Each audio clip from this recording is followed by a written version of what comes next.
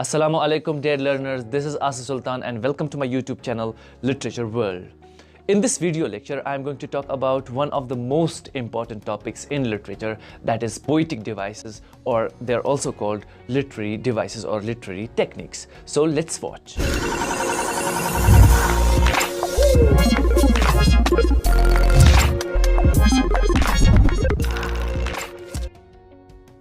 Poetic devices or poetic techniques are some tools or devices which a poet uses to enhance rhythm and meaning in poetry.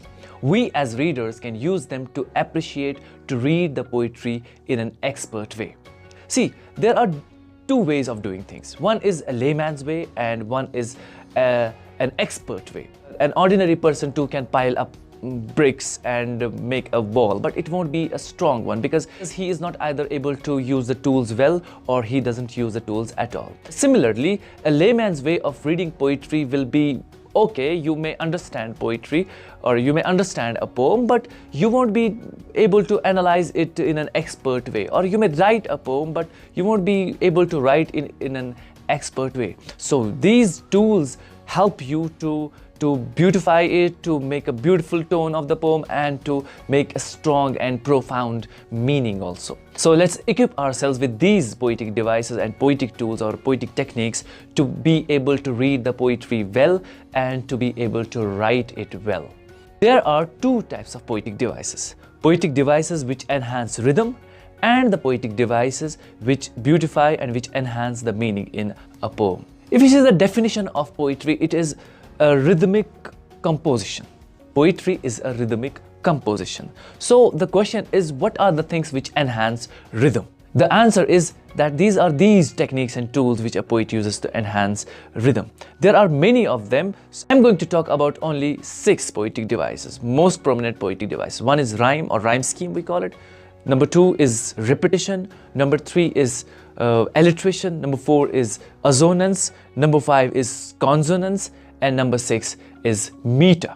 Let's talk about rhyme first. One of the most prominent and most important poetic device in poetry is rhyme, which a poet uses to enhance rhythm, to beautify his poem as far as the melody and music is concerned. Most of the students confuse rhyme with rhythm, rhythm with rhyme. When they are asked to give the definition of rhyme, they say it's rhythm. When they are asked what is rhythm, they say it's rhyme. We should know that rhyme is part of rhythm. There are many poems which do not have rhyme scheme, but they still have rhythm. That means there are other ways of creating rhythm, apart from rhyme. Rhyme is actually the part of it. What is rhyme? Rhyme is actually the words ending with the same sound. Like we have tree, free, abode, road, certain, curtain, kill, still. Let me give an example. See this line. Why do ye fall so fast? Your date is not so past. You see, these two lines end with the words like fast and past. The sound is same. Let me give one more example, that is from W.B. Yeats's poem When You Are Old. Take down this book and dream of your soft look. So book and look, see the words, the sounds of these words which they end with are same. This was the example of end rhyme, words rhyming at the end of lines.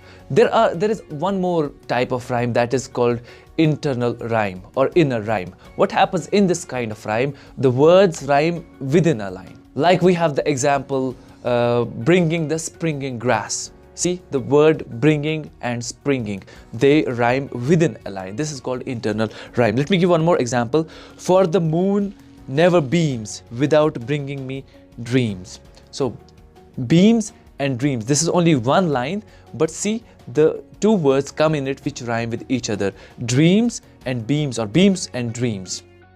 Let's learn one more poetic device that enhances rhythm, that is repetition. Repetition is a poetic device in which there is repetition of a word, a phrase, or a line or a few lines to make idea clear and more memorable. Like we have this great example from William Blake's poem Tiger. It begins with tiger, tiger, burning bright. See the word tiger, same words are these. This is not like a rhyme where there are different words, but It is the exact word repeated. Tiger, tiger, burning bright. Or we have this great example of a rhyme that we would sing in our childhood, in our nursery classes. That is, twinkle, twinkle, little star. See, the word twinkle and twinkle is repeated. This is called repetition. It enhances rhythm. There are some unique terms for different types of repetition, and I will mention only 3 among them, which are the most important. Number 1 is anaphora, number 2 is epiphora, and number 3 is refrain.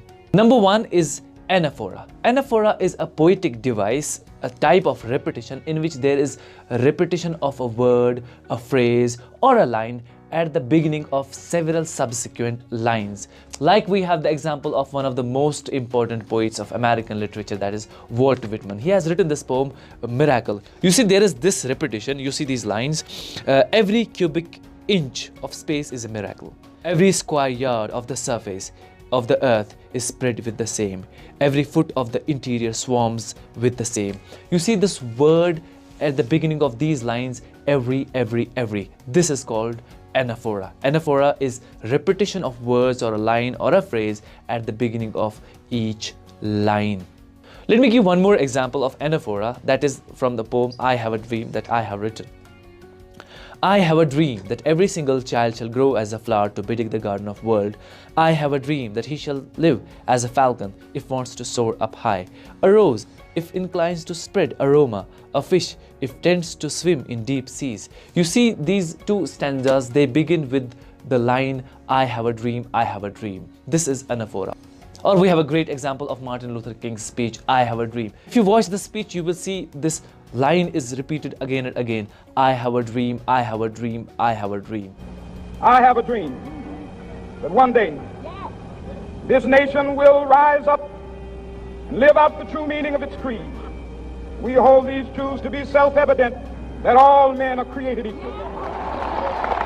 I have a dream that one day on the red hills of Georgia, the sons of former slaves and the sons of former slave owners will be able to sit down together at the table of brotherhood. I have a dream that one day even the state of Mississippi, a state sweltering with the heat of injustice. This is called anaphora. Another type of repetition is epiphora. You must know that epiphora is exactly opposite of anaphora. What happens in anaphora, repetition is done in the beginning of a line or in the beginning of a stanza. But what happens in epiphora, it is opposite of that.